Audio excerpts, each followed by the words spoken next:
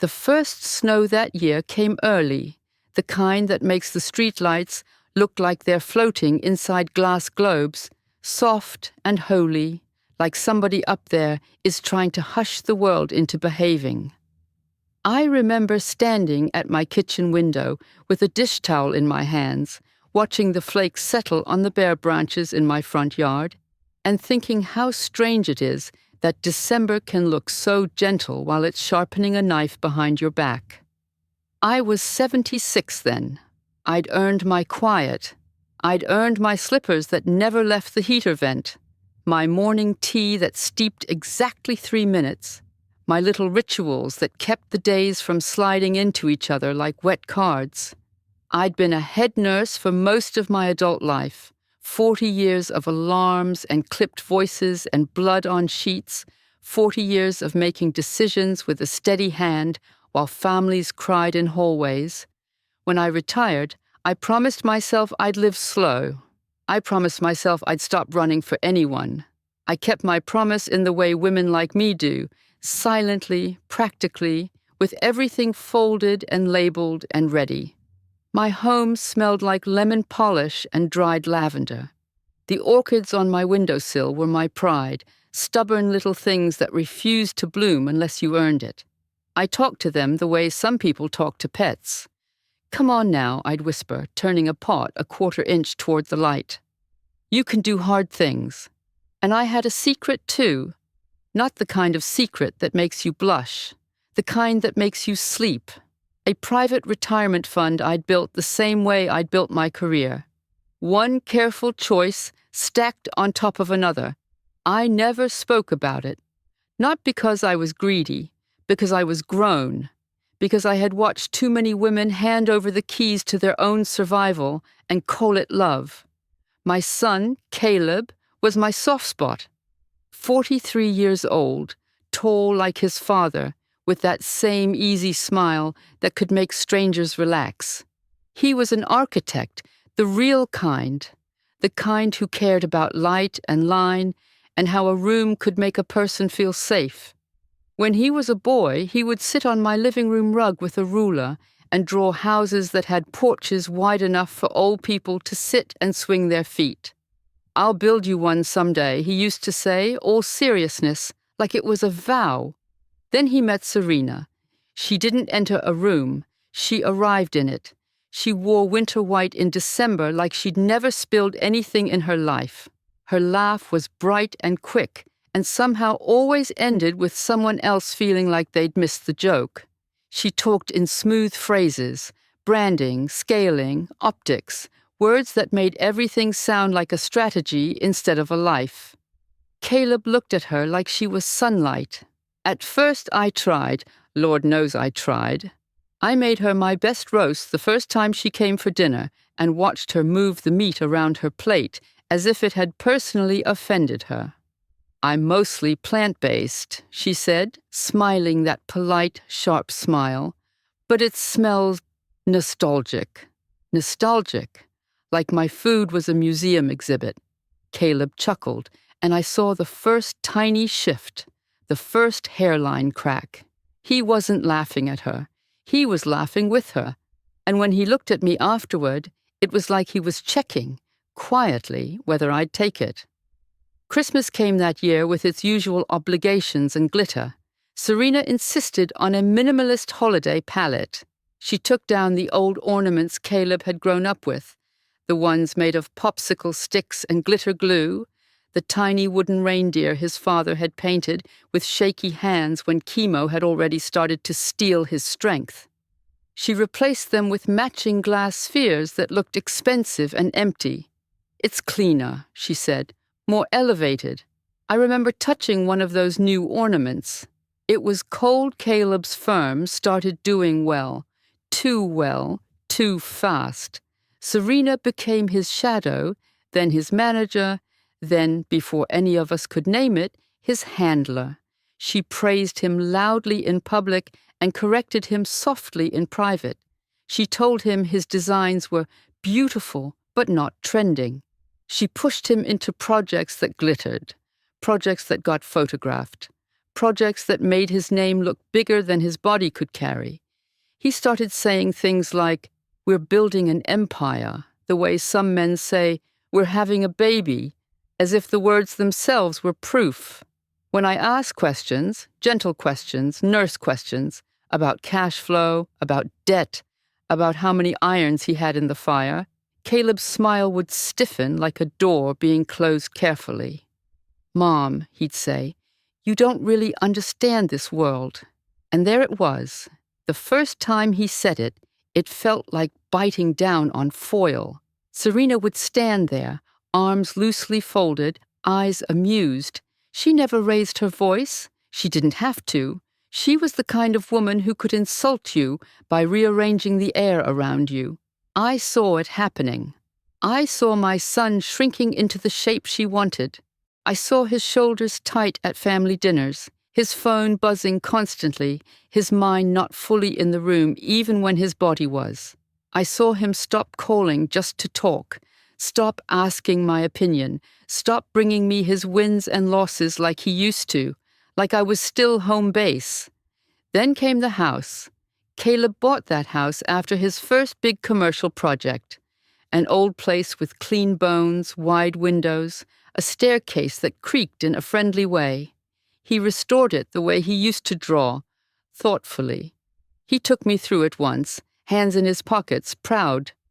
"See that light?" he said, pointing to the way the afternoon sun poured across the floors.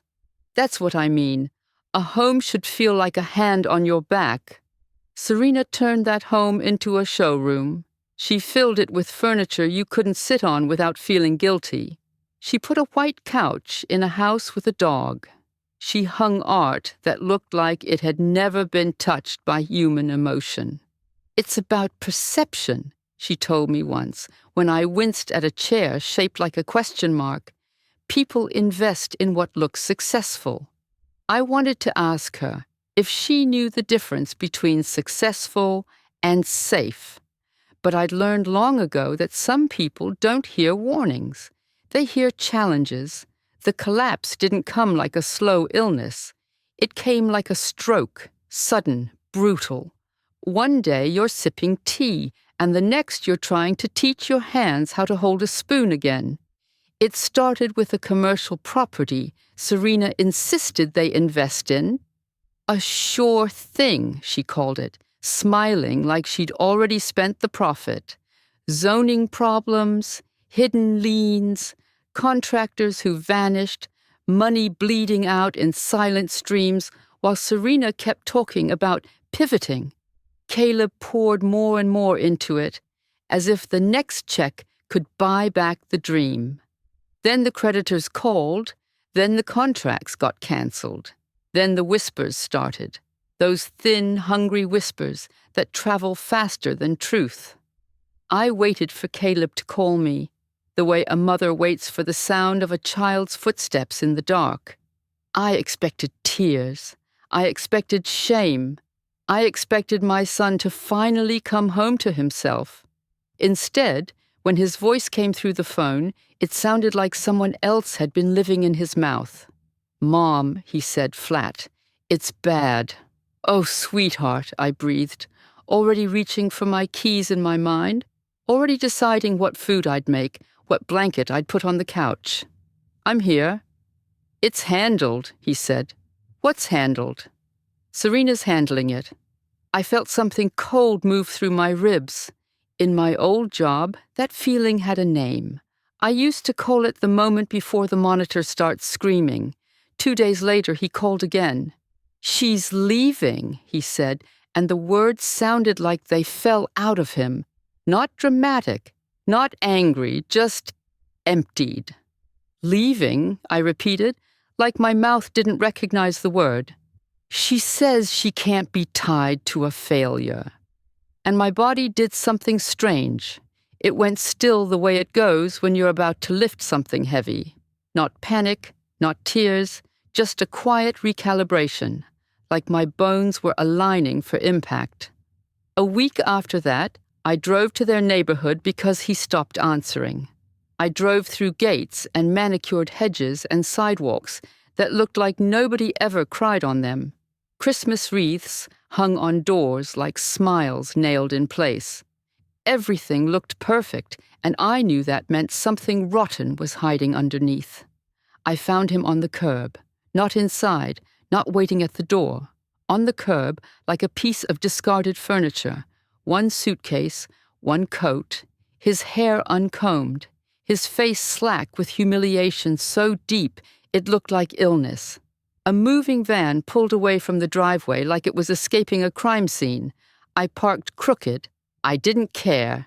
"Caleb," I said, and my voice cracked in a way it hadn't in years. He looked up, and I swear I saw the boy in him for half a second, the one who used to run into my arms when thunder scared him. "She took everything," he whispered. I crouched beside him, right there in front of those perfect lawns, right there under a neighbor's inflatable Santa. My knees protested, my pride didn't. "What happened?" I asked, even though I already knew. I knew the way nurses know. I knew because I'd been watching the symptoms for years. He swallowed. "She had papers, her lawyer. She said the house was in a trust, for taxes. I signed it last year. She's the trustee." I closed my eyes for a heartbeat. I saw Serena's smile, clean, bright, surgical. "And the accounts?" I asked. He laughed once, a sound without humor. "Intertwined. Her companies, her ventures. Debt stayed with me. Assets slid to her. Like oil. What did she say to you?" He stared at the pavement. "She said I was just the money, and now the money's gone." There are moments when you feel something ancient wake up inside you. Something that isn't polite. Something that doesn't ask permission. I helped him into my car the way I'd helped injured patients onto gurneys. Carefully, firmly, without asking whether he deserved the gentleness. That's what mothers do. Even when their hearts are bleeding, they still hold pressure on the wound.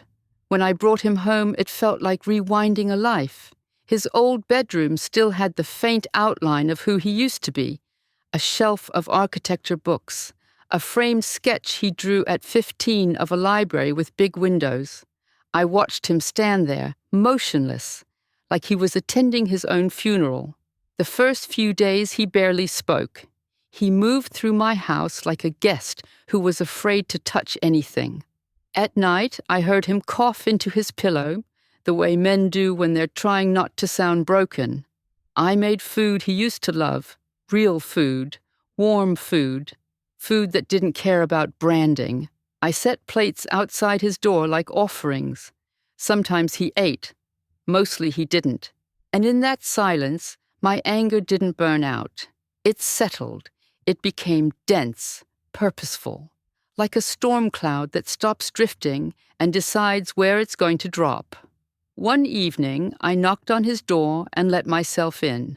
He was sitting on the edge of the bed, elbows on his knees, staring at his hands like they'd betrayed him. "We need to talk," I said. He didn't look up. "There's nothing to talk about." "There is," I said, and my voice had that old head nurse tone, the one that made residents straighten their posture without realizing. "Tell me everything you signed." He blinked at me like I'd spoken a foreign language. "What?" "Every document, every account, every company, every tax strategy, everything." He shook his head slowly. "Mom, it's over." I leaned closer. "No. What's over is the part where she gets to do this without consequences." He let out a breath, sharp. "She has lawyers. I have nothing." I held his gaze and let the next words land like a key in a lock. "Then you'll have me." A small, bitter smile touched his mouth. "Mom?" "Don't mom me," I said, softer now. "You didn't lose your mind. You lost your footing. There's a difference." He swallowed. I watched shame crawl up his throat.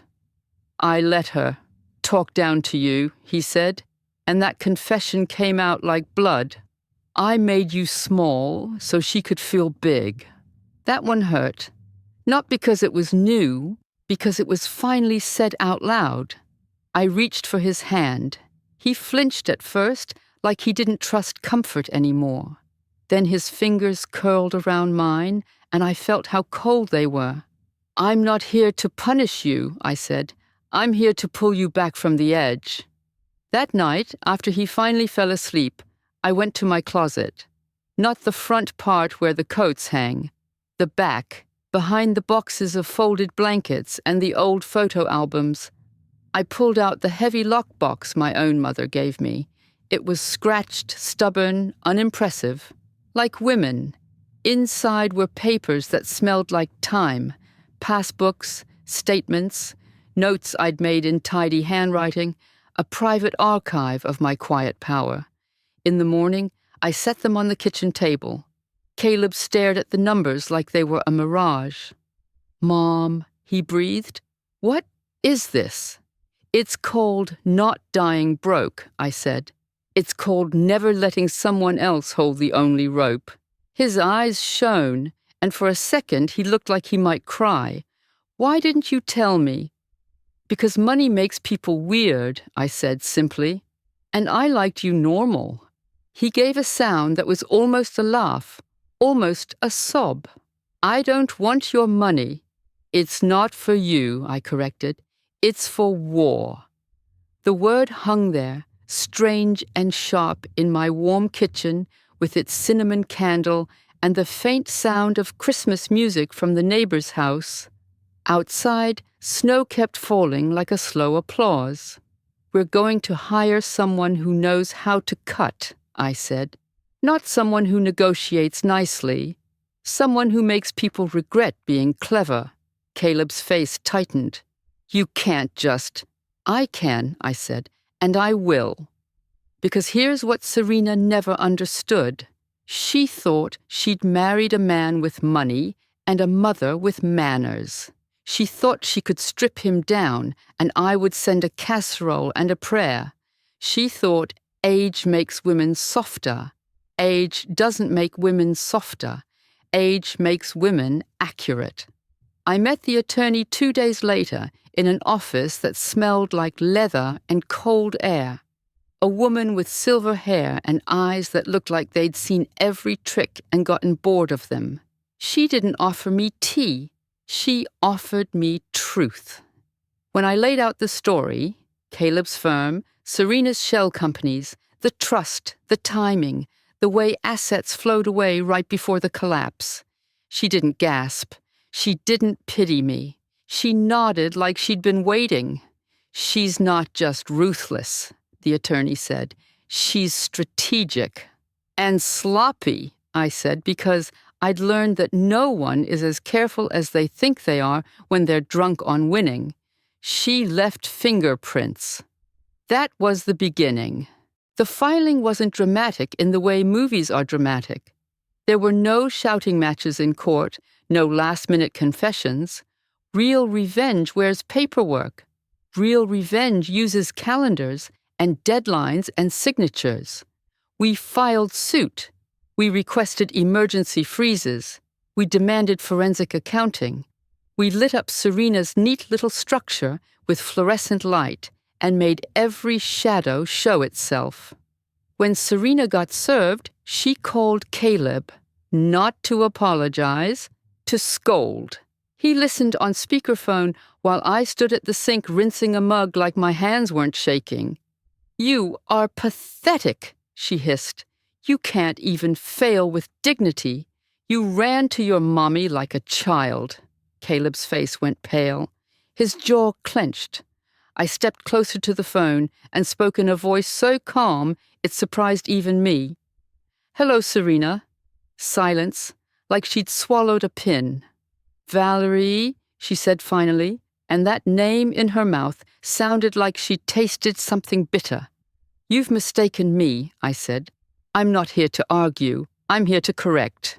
"You can't." "I can," I said, and I smiled, though she couldn't see it. "And you're going to learn something this Christmas, not about forgiveness, about consequences." She hung up. The legal months that followed were long, ugly and strangely quiet. Caleb worked at my kitchen table, with that old focus returning, drawing diagrams of money trails instead of buildings. He remembered things, meetings she insisted on having alone, documents she pushed in front of him when he was tired, accounts she simplified for him because she said numbers gave him stress. Piece by piece, he rebuilt the truth, not to save his pride, to save his future. Serena fought back hard. She hired expensive voices. She tried to paint Caleb as incompetent. She tried to paint me as meddling. She tried to paint herself as a woman who'd protected herself from a collapsing man. But here's the thing about people who weaponize image. When you force them into the facts, they bleed. Forensic accountants found patterns, transfers that didn't match business purposes, luxury purchases tucked under consulting, a condo bought under a different name, travel receipts that didn't fit her work trips. She wasn't just separating, she was siphoning. And when depositions came, Serena's face cracked in tiny ways. Not tears, not remorse, just irritation that the world wouldn't stay fooled. I sat in one deposition room watching her answer questions like she was trying to charm a mirror. She spoke smoothly until the attorney slid a document across the table with her signature on it. Then she blinked too fast. Then her voice tightened. Then she snapped at the court reporter like the woman was furniture. That's when I knew. Not that we'd win. That Serena was scared. It didn't end with a dramatic gavel slam that made the room gasp. It ended the way most real wars end, through exhaustion and math, settlement, clawbacks, sales of properties she thought were safe, a forced unraveling of her pretty packaging. She didn't lose everything. People like Serena rarely do.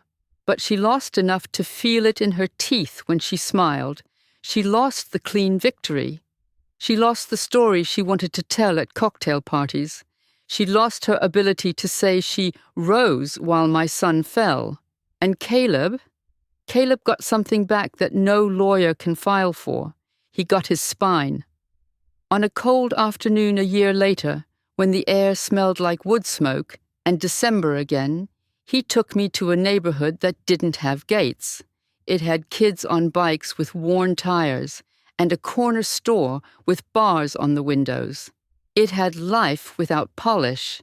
He stopped in front of an old brick building with broken steps. The city had approved the renovation.